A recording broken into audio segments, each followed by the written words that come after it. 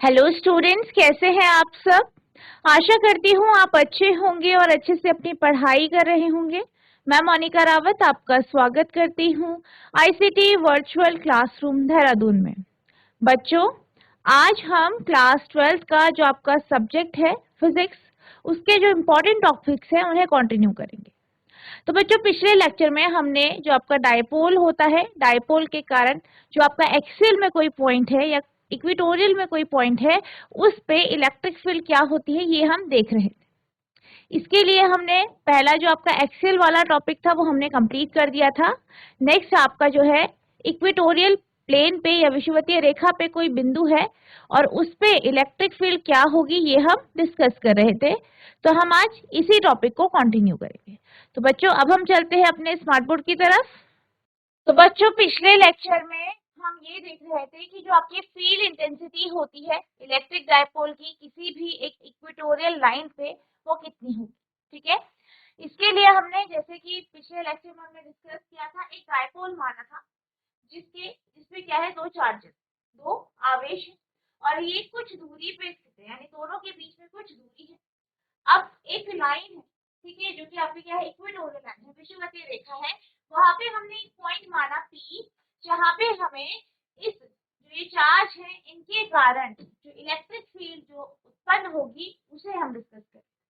तो सबसे पहले हमने बात की थी पॉइंट चार्ज की, जो कि आपका -q था, जो कि आपका पॉइंट ए पर था। इसके कारण जो है हमारी जो इलेक्ट्रिक फील्ड आई थी वो आपकी आई थी E1। ठीक है, E1 बराबर 1/4πε0 Q upon R square plus A square. इतना हमने डिस्कस किया था। आई होप आपको इतना समझ में आया होगा। ठीक है, तो ये आपकी पहली इक्वेशन आई थी। अब अब अगर हम बात करें कि जो आपका ये लाइन है, ठीक है, जो दूरी है आपकी ए और बी के बीच में, तो ये जो है एक एंगल बना रही है थीटा। ठीक है, क्या बना रही है, एंगल थीटा बना रही है। अब इसके कारण जो है इस पॉइंट पी पर जो इलेक्ट्रिक फील्ड लगेगी वो आपकी E1 होगी। ठीक है, E1 होगी और वो किस तरफ होगी, इस डायरेक्शन में, इस दिशा में। ठीक है, इस दिशा में होगी। अब ये जो है इसे हम दो कंपोनेंट्स में तोड़ेंगे। एक होगा आपका E1 sin थीटा, जो कि इधर की तरफ लग रहा है, और दूसरा है आपका E1 cos थीटा, जो इस तरफ। ठीक है, तो ये आपका क्या आया, E1 cos थीटा जो है वो आपका जो है अलोंग PR लगा। ठीक है, PR दिशा पे लग रहा है इस तरफ, और दूसरा आपका PO दिशा, यानी E1 sin theta along P। अब हम दूसरे चार्ज की बात करते हैं। अब दूसरा चार्ज है, दूसरा आवेश है जो कि बी पॉइंट पर, ठीक है, जो कि प्लस क्यू चार्ज। ठीक है, कैसा चार्ज है, प्लस क्यू चार्ज। अब इस प्लस क्यू चार्ज के कारण जो इस बिंदु पी पर इलेक्ट्रिक फील्ड यानी विद्युत क्षेत्र जो उत्पन्न होगा वो कितना होगा, E2 होगा। और इसको आप लिखेंगे, इसका फॉर्मूला होता है 1/4πε0 क्यू अपॉन इनके बीच की दूरी कितनी है, पीबी, यानी पीबी का स्क्वायर, या कह सकते हैं बीपी का स्क्वायर। ठीक है, बीपी का स्क्वायर क्यों लिखा है हमने, क्योंकि जो इसके कारण फील्ड की जो डायरेक्शन होगी वो बी से पी की तरफ होगी। ठीक है, इस दिशा में। अब हम इसकी वैल्यू निकालेंगे। तो आपका जो ट्राइंगल है पीओबी, ठीक है, पीओबी ट्राइंगल है, ये राइट ट्राइंगल है। ठीक है, समकोण है। इसमें आप पाइथागोरस थ्योरम लगाएं। तो पाइथागोरस थ्योरम से क्या होगा, आपका जो आपका बीपी का स्क्वायर है वो बराबर होगा आपका पीओ के स्क्वायर प्लस ओबी के स्क्वायर के, यानी बीपी का जो स्क्वायर है वो बराबर है पीओ। तो पीओ की वैल्यू कितनी है आपकी, आर स्क्वायर, ओबी की वैल्यू ए स्क्वायर। ठीक है, तो ये आपका r square plus a square, तो यानी E2 बराबर 1/4 pi epsilon naught q upon r square plus a square. अब अगर हम इसकी डायरेक्शन देखें तो इसकी जो डायरेक्शन होगी वो कुछ इस दिशा में होगी, ठीक है। आप इसे पॉइंट डी मान लीजिए, यानी डी आपका पीडी डायरेक्शन में जो है इस जो है आपकी इलेक्ट्रिक फील्ड लग रही है, यानी अलोंग पीडी, ठीक है। अब ये जो E2 है, ठीक है, ये भी आप देख सकते हैं यहाँ पे थीटा एंगल बना रहा है, ठीक है। अब ये जो E2 है इसे आप दो कंपोनेंट्स में तोड़ सकते हैं, ठीक है। दो रेक्टेंगुलर कंपोनेंट्स में आप इसे तोड़ेंगे। एक आपका इस दिशा में होगा जो कि आपका E2 cos थीटा होगा, और दूसरा आपका इस दिशा में होगा, सॉरी इस दिशा में होगा ऊपर की तरफ, जो कि आपका होगा E2 sin थीटा, ठीक है। आई होप आपको इतना समझ में आया होगा। ये आपका E2 है, इसको हमने तोड़ा तो E2 cos थीटा इसी दिशा में आया और E2 sin थीटा जो है इधर पे आया। अब आप एक बात देख सकते हैं कि यहाँ पे जो E1 sin थीटा है और E2 sin थीटा है, ये दोनों क्या है, विपरीत दिशा में, ठीक है। तो जब आप इन्हें ऐड करेंगे तो ये क्या हो जाएंगे, कैंसिल हो जाएंगे। दोनों एक दूसरे को कैंसिल करेंगे क्योंकि दोनों का मैग्नीट्यूड या दोनों का परिमाण क्या है, बराबर है, लेकिन दिशा क्या है, विपरीत है। दिशा कैसी है, विपरीत है, लेकिन परिमाण क्या है, बराबर है, इसलिए ये कैंसिल हो जाएगा। अब हमारे पास बचा ये दिशा, तो यहाँ पे आपका E1 cos थीटा भी इसी दिशा में है और E2 cos थीटा भी इसी दिशा में, दोनों बराबर है, एक ही दिशा में है, यानी दोनों क्या हो जाएंगे, ऐड हो जाएंगे। क्या हो जाएंगे, ऐड हो जाएंगे। तो अब हम यहाँ पे लिखते हैं कि जो आपका E2 cos थीटा होगा वो आपका जो है PR की डायरेक्शन में होगा, और जो आपका E2 sin थीटा है वो जो है वो आपका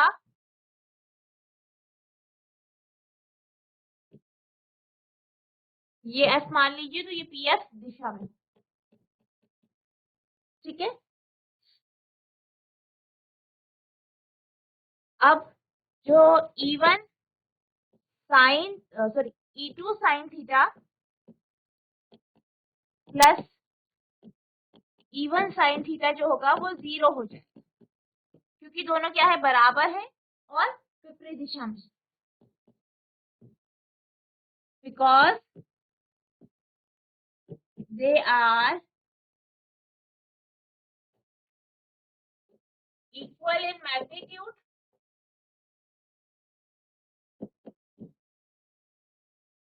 एंड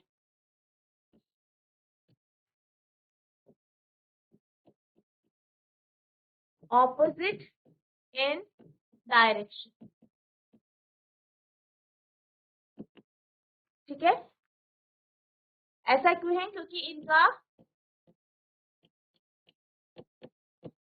परिमाण बराबर है,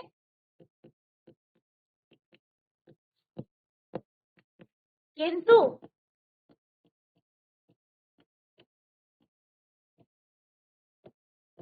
दिशा विपरीत है,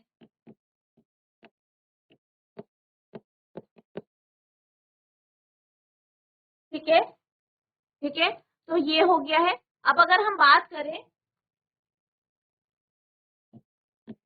E1 cos थीटा जो है, ठीक है, तो हमारा जो E1 cos थीटा है एंड E2 cos थीटा है, they are equal in magnitude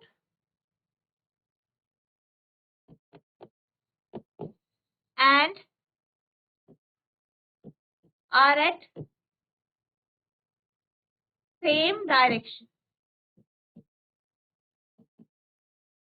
तो क्या होगा फिर, अगर आप कहते हैं कि E1 cos थीटा और E2 cos थीटा क्या है, इनका मैग्नीट्यूड क्या है, बराबर है, और ये क्या है, सेम डायरेक्शन में है, तो यहाँ पे जो E की वैल्यू होगी, यानी जो टोटल इलेक्ट्रिक फील्ड जो इस बिंदु पे लग रहा है, इस पॉइंट पे लग रहा है, वो बराबर हो जाएगा आपका E1 cos theta plus E2 cos theta के, ठीक है। अब आप ये जानते हैं कि E1 बराबर है E2 के, ठीक है। तो आपका E का वैल्यू जो हो जाएगा बराबर हम E1 ले लेंगे दोनों के लिए, तो ये आ जाएगा 2E1 cos theta.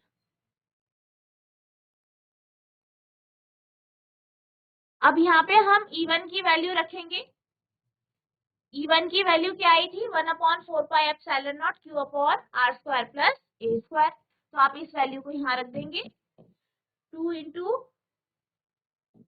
Q/4πε0 r² plus a² cos theta.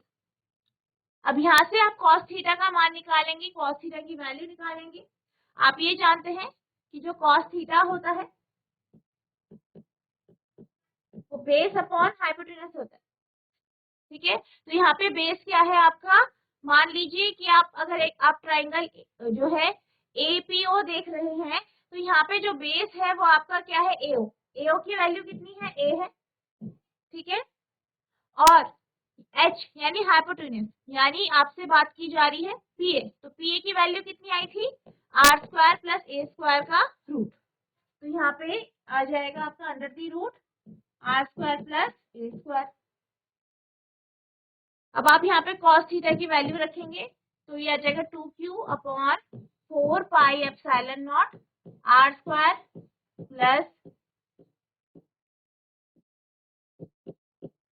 a²। अब cos थीटा की वैल्यू आई है आपकी a upon under the root r² plus a²।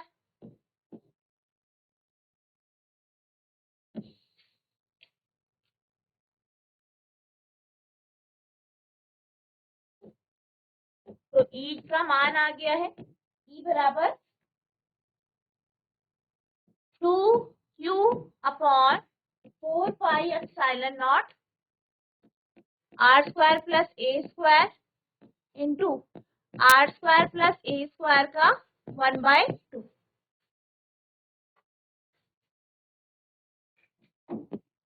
ठीक है। यहाँ पे आपका a भी है, तो आपका ये जो है ये हो जाएगा 2QA/4πε0 r² plus a² 1 plus half, ठीक है। क्योंकि इसकी पावर क्या है, 1 है और दूसरे की पावर हाफ है, दोनों का बेस सेम है, तो आप जानते हैं दोनों क्या हो जाते हैं, ऐड हो जाते हैं। तो आपका आ जाएगा 2QA/4πε0 r² प्लस a² का होल 3/2।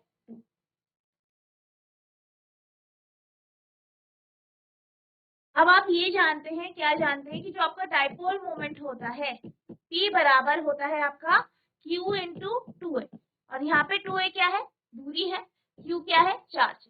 तो आप देख सकते हैं कि जो ये आपका फ्रैक्शन है इसका जो न्यूमरेटर है, ठीक है, ये क्या हो गया आपका P बना रहा है। तो आपका जो फॉर्मूला है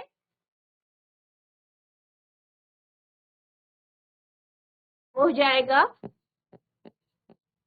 इक्वल्स टू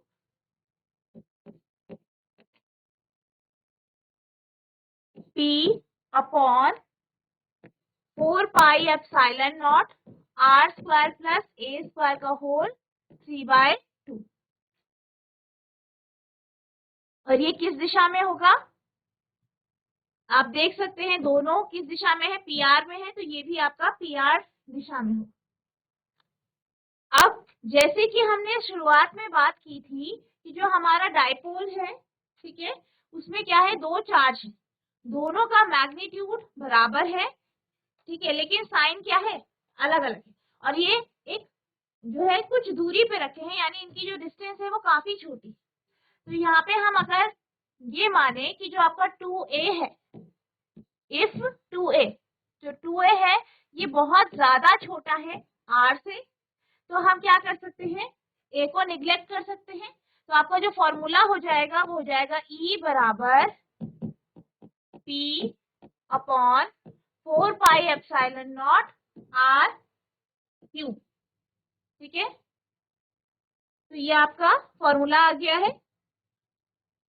और आप यहाँ पे देख सकते हैं इस केस में जो आपका E है तो बच्चों जैसे कि आप यहाँ पे देख सकते हैं E की वैल्यू क्या आई हमारी 2QA upon 4 pi epsilon not r square plus a square into हम r square plus a square का हाफ।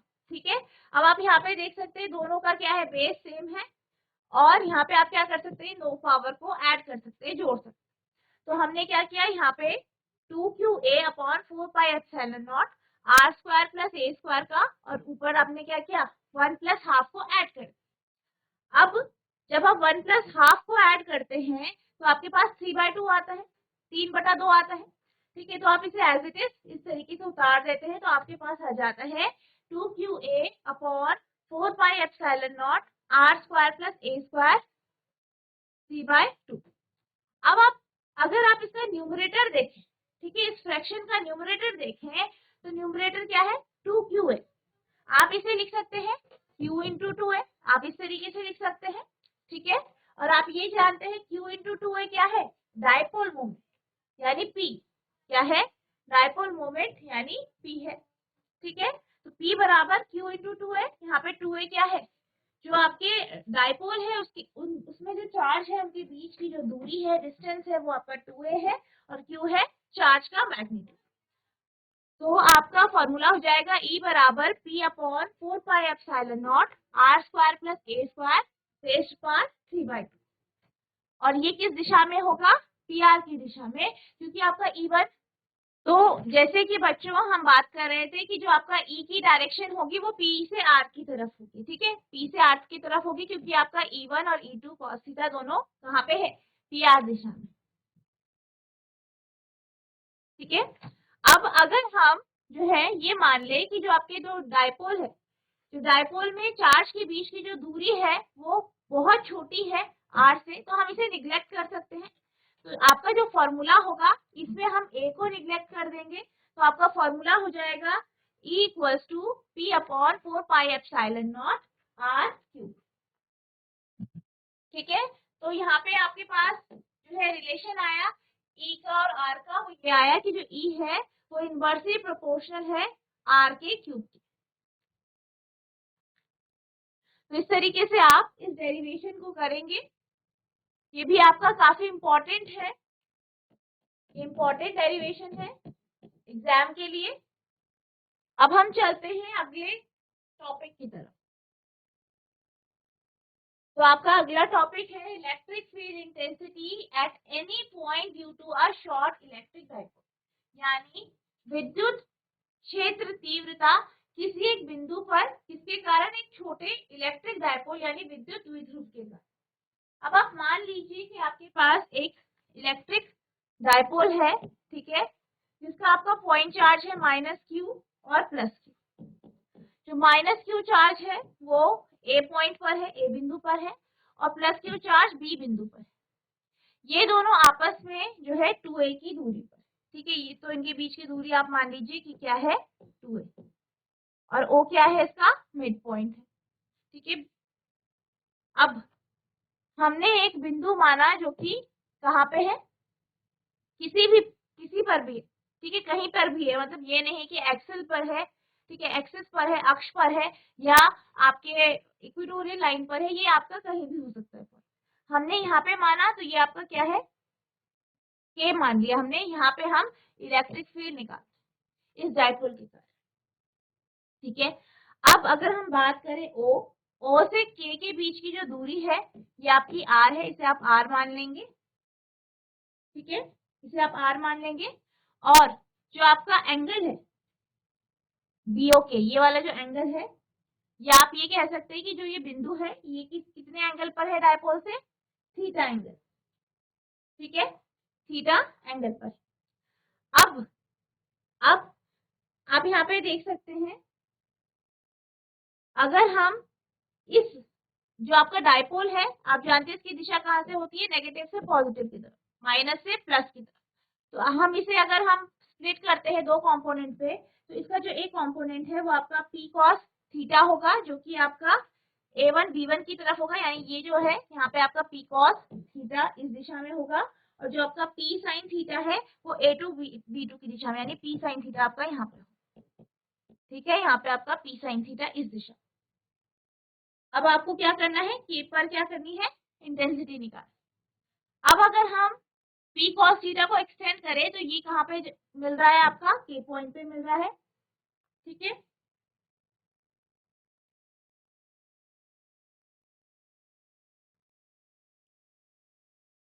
ठीक है, तो ये आपका कहाँ पे मिल रहा है, के पॉइंट पे।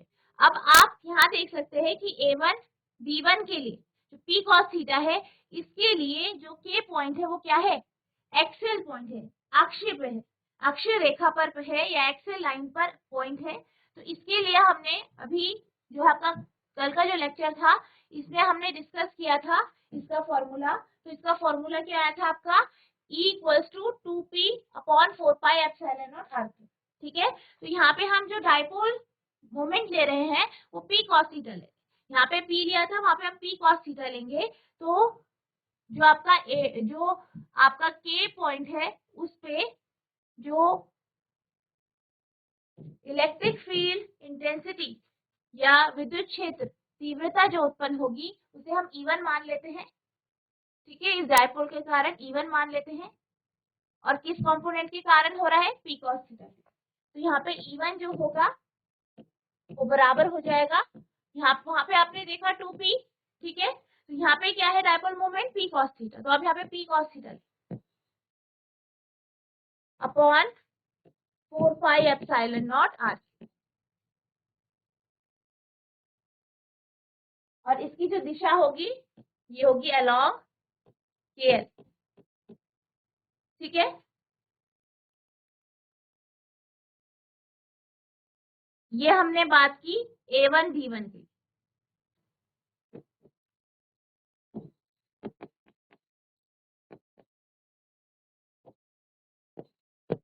ठीक है, इसे आप इक्वेशन वन मान लीजिए।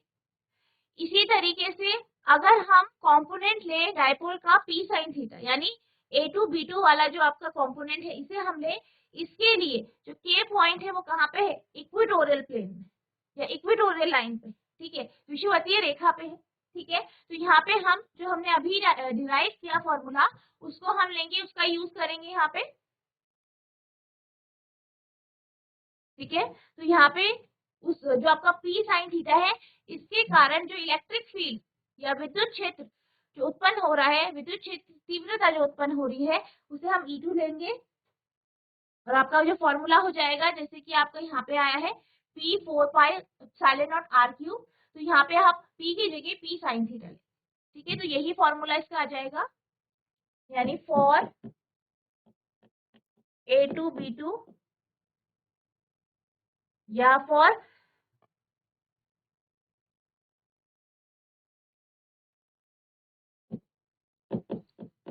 Dipole p sin theta E2 ले लेते हैं हम इसे, equals to p sin theta upon 4 pi epsilon naught r। ठीक है, तो ये आपका A2 B2 के अलोंग है, या हम कह सकते हैं अगर हम k की बात करें तो k m इसके अलोंग। तो ये किसके अलोंग हो गया, अलोंग के m। ठीक है, तो ये आपका अलोंग के m। अब जो आपका E1 है वो इस दिशा में है, E2 जो है वो आपका इस दिशा में। ठीक है, अब यहाँ पे आप क्या कर सकते हैं, इसका रिजल्टेंट निकालेंगे, तो रिजल्टेंट आपको के एन आएगा। ठीक है, तो यहाँ पे हम क्या करेंगे, पैरेललोग्राम लॉ को का उपयोग करेंगे, इसमें पैरेललोग्राम लॉ का इसमें उपयोग किया जाएगा। तो लिखेंगे आप अकॉर्डिंग टू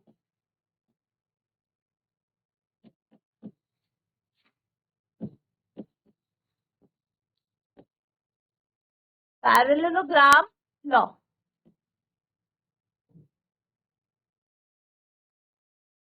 जो आपका के एन है, के एन बराबर हो जाएगा अंडर दी रूट के एल स्क्वायर प्लस के एम स्क्वायर।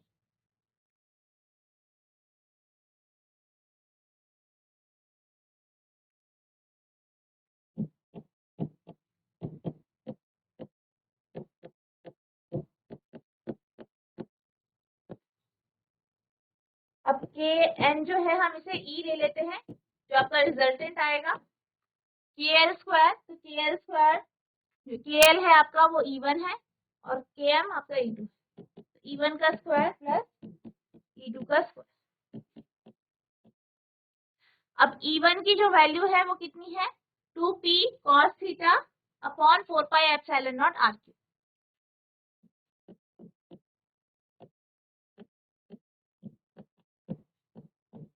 इसका होल स्क्वायर प्लस E2 की वैल्यू कितनी है, p sin theta upon 4 pi epsilon not r cube.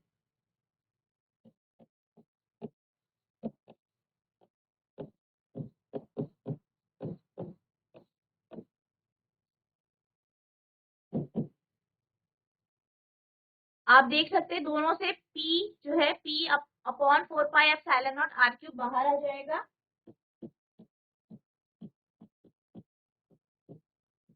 तो अंदर बचेगा आपका 2 cos थीटा का स्क्वायर प्लस साइन थीटा का स्क्वायर।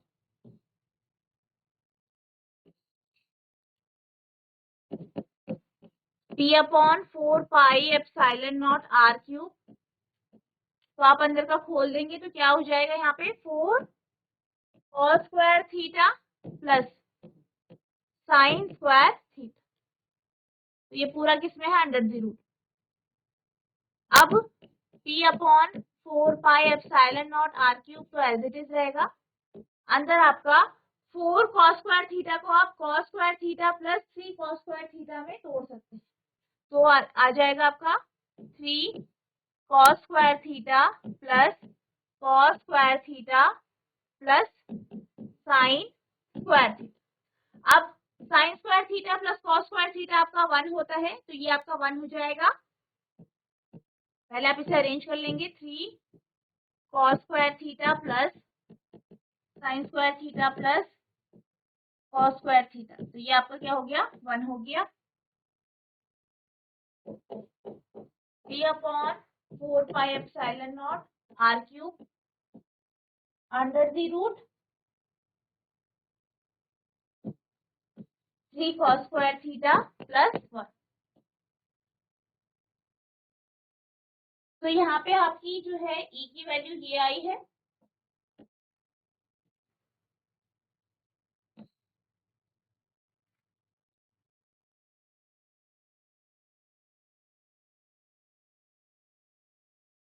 इसके आगे जो केसेस है, केस 1 और केस 2, ये आपका होमवर्क है, इसे आपको होमवर्क से करके आना है, ठीक है। नेक्स्ट लेक्चर में हम इसे डिस्कस करेंगे। बाकी ये आपका जो है इलेक्ट्रिक फील्ड की वैल्यू जो है वो निकल चुकी है, ठीक है। आगे हम जो है केसेस की बात करेंगे, ये आपको होमवर्क से करके आना है।